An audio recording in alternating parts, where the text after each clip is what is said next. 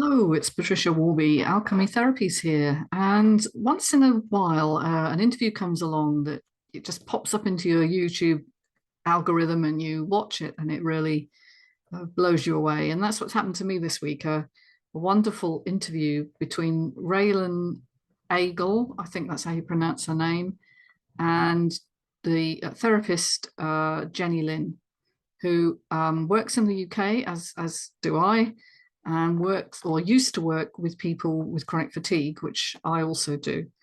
Now Jenny's not doing that now, but she was imparting her knowledge about what really causes chronic fatigue, and it stopped me in my tracks because it was so very in agreement with what I have found over the years.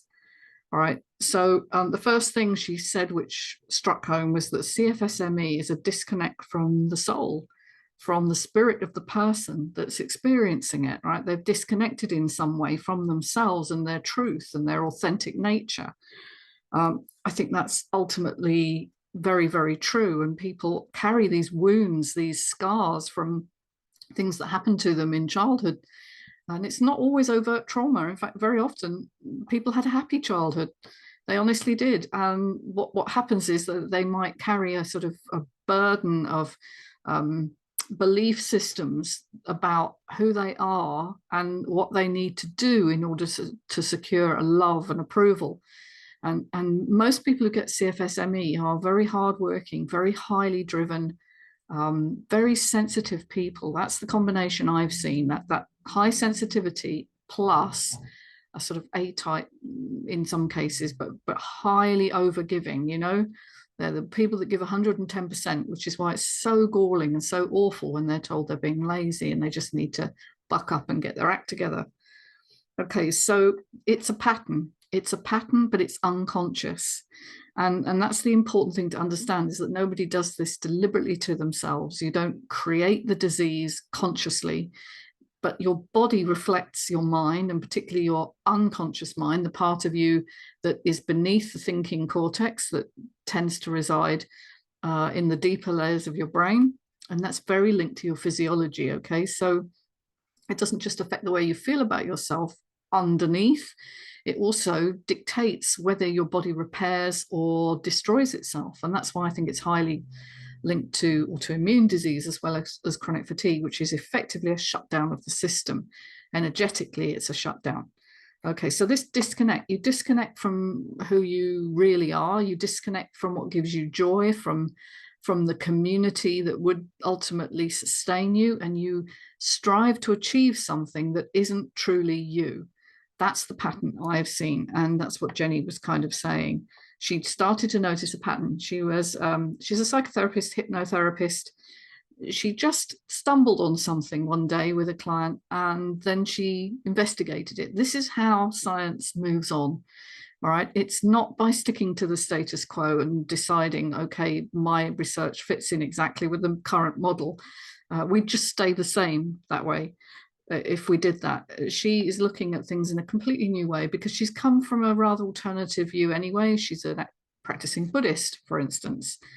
Now, I would have never described myself as an alternative person before.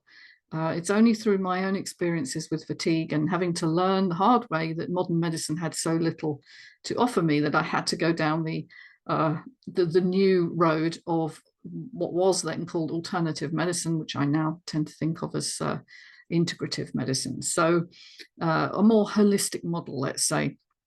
And that brings to mind another quote of hers, was that people kind of are showing this manifestation because their subconscious mind does not feel worthy of love, affection, attention, without achievement, without having to produce something. In other words, it's conditional on something. And that's the status of a lot of children when they grow up from very well-meaning parents. It's not necessarily that parents intended to harm you or hurt you, but maybe that was the culture you grew up in. Maybe it's something you learned at the school you went to, or you just kind of imbibed it as an understanding of what the world was, that you can't be okay just as yourself, you have to prove it. And that was certainly the case with me. You know, I learned early on that I got bags of attention and approval if I kept getting the grades, you know. And so that continued throughout my whole early adulthood. So what tends to happen, therefore, is we internalize that as a truth, that I'm only worthy when I'm producing. I'm only worthy when other people praise me. You don't have this sort of ground layer that says I'm enough, whatever, even if I fail. And of course, when something comes along like CFS-ME, which it, by the way, depresses your immune system to have these beliefs running undercover, as it were, ultimately that then locks itself in, because you've got these beliefs running under the surface. But then when you get an uncontrollable thing like an illness and it totally wipes you out and suddenly you can't get out of bed or you can't function, that in itself drives more fear. That's part of the anxiety cycle. So you've got a part of you that's very young, very childlike, that's very fearful inside, because it's being kind of told that you're not good enough unless you keep going. And then you can't keep going. Then one day you wake up and you can't keep going. You can't do anything, in fact, and you're maybe stuck at home, or you're stuck in bed, or you just get what's like a flu virus or something really horrible that knocks you over. And then, of course, that feeds into the sense that now I'm totally unworthy because I can't even produce what I was producing. I can't even do what I was doing to earn respect and love. And so that's why I think people end up isolated, alone, disconnected, and spiritually adrift. And we really have to talk about the spiritual. We have to talk about the spiritual in medicine as well, because medicine has gone down a very bizarre route. It's gone down a very materialistic route where doctors no longer have the time to sit with you as a person and find out what's going on with you. They don't often know you. Certainly in the UK, you'll get rotations of doctors. And so you might see a different doctor each time you go, and they're just relying on their notes. And the notes weren't made by them, so they have no cognitive awareness of it. They're just reading. And so there's this disconnect from you as a person. They're just assessing your symptoms. And so the medicine as it's practiced in most Western nations now is just treating the symptoms and medicating those with a very limited armory. You know, you have pharmaceutical medicines and or surgery if things are really, really bad. And so we've lost, as Jenny says, the art of medicine. I totally agree with her on that doctors, people go into medicine because they want to help other people, and they end up being technicians dispensing drugs. And so all the intuition, all the connection that they might have with you as an individual, which benefits them as well as you, is lost. So, you know, there is a spiritual dislocation, not just in the individual being treated, but in the doctor-patient relationship as well, I think. And that's why I think we're seeing rising levels of chronic disease, because nobody heals through having drugs alone.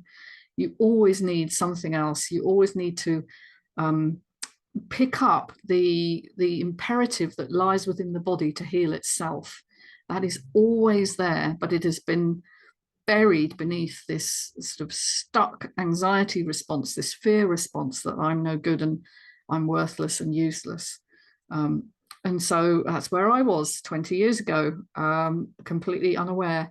And by the way, most disease, I would say, has a psychospiritual root. I would say especially autoimmune diseases, which have a lot of correlations with chronic fatigue and long COVID, where the message is, I don't deserve to be here, and therefore my body is going to degrade itself, is going to break itself down, which is what autoimmune disease is. It's going to be a dysregulation of your immune system to the point where it starts to attack itself. And if you think about the metaphorical reflection of mind and body here, if the body is destroying itself, that's because the subconscious mind has a belief that that's true for you, that you are worthless and useless. And so breakdown is the inevitable consequence of that. You think maybe I'm talking out of my hat. Well, I've seen it with hundreds and hundreds of people now. There are patterns here. It's not to say for anybody going through this that you created this deliberately. We're going to be really clear about that. We are not blaming the person, but we are seeing the biopsychosocial underpinnings. Now, Jenny was really good. She didn't just talk about the psychological. She spoke about toxicity, which is also there. and nutrient deficits, which is also there in the picture. And certainly you have to treat the physical as well as the psychological. But to miss out this deep emotional content, you know, she referred to the work of Candace Pert, who's one of my heroes too. Molecules of Emotion, which is one of my top 10 ever books, was a fabulous book which showed that emotions are not just feelings. They actually have a physiological function. And in actual fact, they drive the body. Yes, they do. So emotions drive the body. Have you ever noticed if you're in love or you're really happy, you've had really good news, your body just functions better. You feel great. When you're depressed or sad or grief-stricken, everything goes to pot. So emotions drive physiology, okay? So your body is more than just a machine. It's a interactive, dynamic system which reads the state of your emotional health. So it's no surprise to me, and it's certainly no surprise to Jenny, because she said this, that if the spirit is sick, then so will the body. You know, you cannot have a healthy body in a spiritually sick person. And I talked a couple of weeks ago, I talked about the myth of normal and how, you know, our culture is spiritually sick too. And last week I kind of talked a little bit more about some of the people that have inspired me: Dr. John Campbell, Dr. Rangan Chatterjee, and Nicola Singleton, who kind of did recover from CFS-ME and then created a group to support people because she totally believed in this lifestyle approach, lifestyle medicine. And so there are people out there that understand this. There are doctors working in this way, but they're still few and far between. You need to understand that people who get these conditions are stressed, okay? The belief systems that are running underneath the surface are adding stress to the body. And it creates this response in the brain that then wants to check in on itself the whole time. So you become very hyper aware, hyper vigilant of your own symptoms. And sadly, the modern medical approach also feeds into this by constantly testing. You're always being sent off for tests and getting results or waiting for results. And so you become very focused on what's different and what's happening in the body. And do I need to worry about this? And of course, generally you will catastrophize and definitely decide that you need to worry about this because it feels worse than it did yesterday.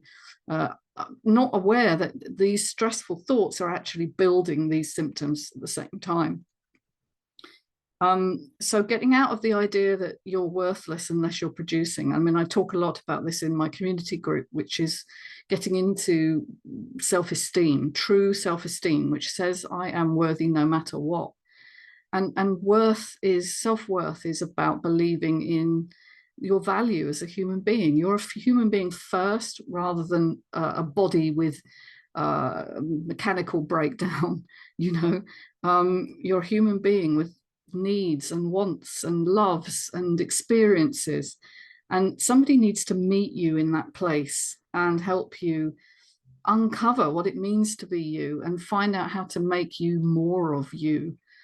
And I do believe accessing your creative spirit, which is a very right hemisphere activity, helps to break people out of the anxiety loop of focusing more and more on less and less.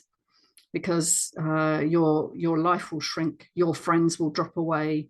Not wishing to sound really doomy and gloomy, that's what happens when your kind of thinking brain takes over. And so the head and the heart need to become reconnected, but very much more from the heart, driven from the heart, less from the head.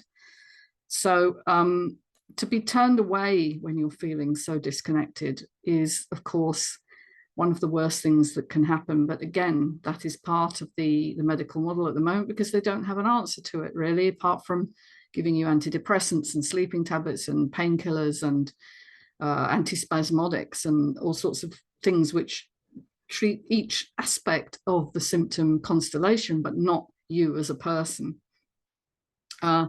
We have to get you into a sense of being, not doing.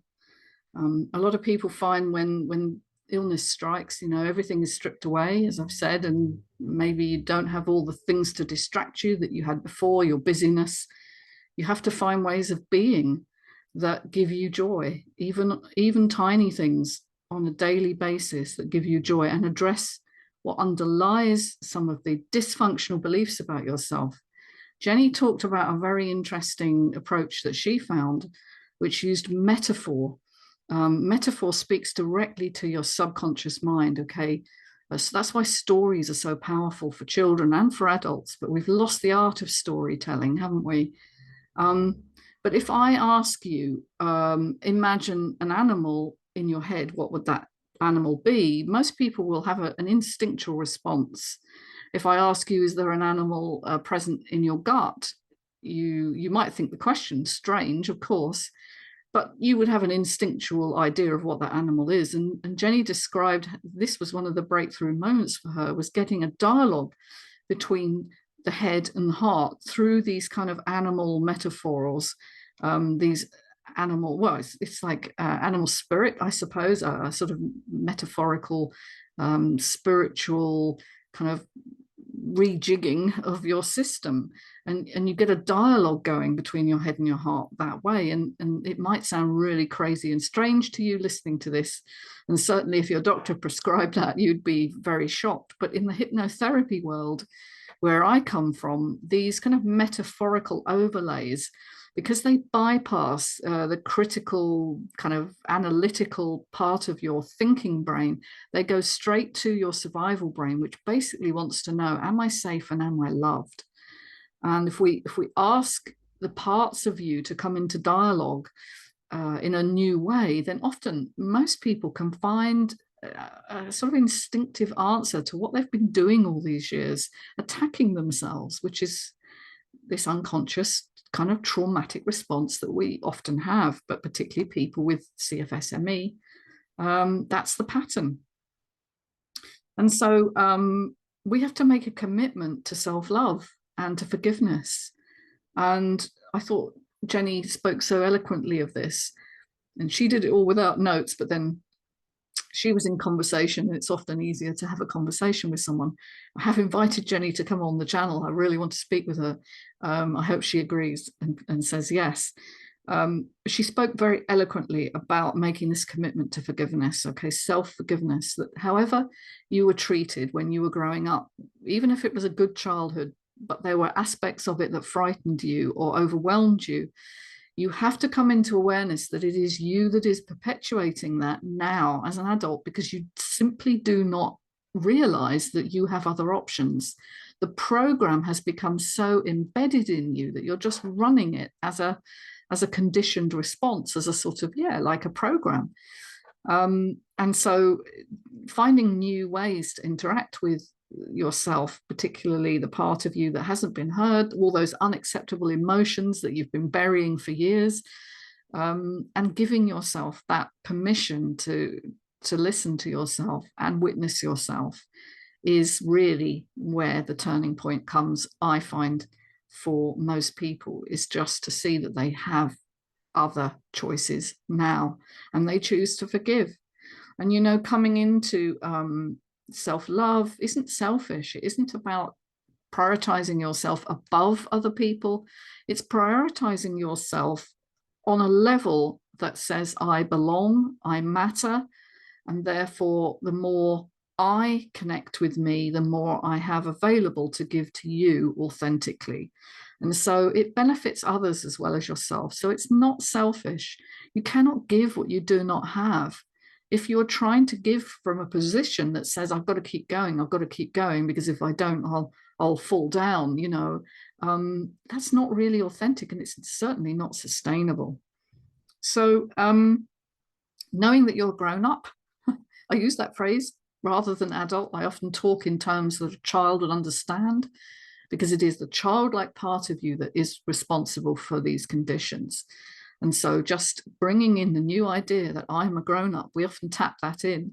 I'm a grown-up now, and I have other choices. And you'll be amazed how many people that lands, all right? They have this sudden revelation. They suddenly get it, that they're not the child that they kind of have been operating from. Because a lot of this healing, you know, I loved what Jenny said. She said it's intangible. You know, healing comes from the same word as health and wholeness. It's finding wholeness. It isn't about fixing the problem. And the more you focus on fixing the problem, you're Google searching, you're listening to the new evidence, you're taking new things, experimenting with different solutions and therapies and so on. You're still in the mindset of, well, the left hemisphere, definitely, that kind of grasping, stressful, I've got to fix it and get back to normality, when actually what was normality for you was making you sick. And so we have to ditch that and get into creativity, which kind of pulls back and looks at the bigger picture of who are you? What is it you want?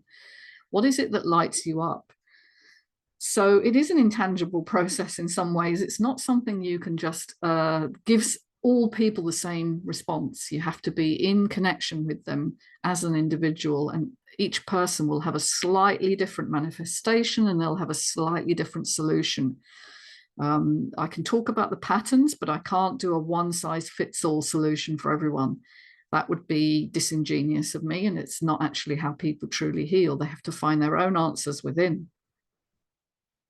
And often we have to hit rock bottom in order to heal. Now, this is a hard one to learn, okay? It's very hard for us because we'd love to be able to heal when we were just tipping into illness, and we like, okay, oh dear, that doesn't feel so good. I need to do something different. But most people will double down on their efforts when they hit a problem. That's what I did, you know. I had dizziness, I had insomnia, I had constant infections, UTIs and so on. And I just said, oh, I've got to keep going. Something's wrong here, but I've just, you know, got to persevere and I'm sure it'll go away. And of course, that just builds the need for the body to kind of scream at you eventually, and it will collapse the system. And that's where people hit that crash. We tend to call it a crash in CFSME, but you could call it a breakdown, you could call it whatever you like, but it's the bottom really of the health trajectory, and the only way is up from that. But you need to know, really, you need to have someone on your side who can help show you how to transform your relationship with yourself, because that ultimately is what healing is. I think that was mostly what I had to say about the interview that Jenny did. Perhaps understanding that healing is a process and not a destination. That may sound trite. in the land of little trite slogans, it might come across that way, but I don't mean it that way. I mean it is truly something you develop over time, and you have to be in it to really absorb it, to assimilate change, right? If I gave you the solution, if I had a magic wand and I could give you the solution, and I said, here it is, you would not assimilate it properly. You actually have to fall, you have to learn, you have to rise up again, and then maybe fall a little and rise up again until you kind of learn. It's an iterative process of learning, and it takes courage, and it takes somebody on your side, and it takes, well, to know you're not alone. And that's really why I'm here, because when I was going through my recovery, I didn't think of it that way at the time. I thought of it as a struggle and the end of my life as I knew it. I had no one really that I could turn to. I had no chrysalis effect, who I'm sometimes partnered with. There was no understanding. The doctors, I had various doctors, specialists, had no understanding, and they really thought it would just either go away on its own, or it was just there for life. And if that sounds like something you're experiencing right now, I truly want to give you hope. But you have to get out of the notion that you can fix it with just what's on offer currently, because healing is a whole lot more than just fixing the problem. In any case, find me on alchemytherapies.co.uk if you want to know more. I have various courses, I have my books, I have my community group, which runs once a month, and you can come and join in with other people who get it and who will support you. The shift in that is so massive. Take care, everybody. Speak soon. Bye for now.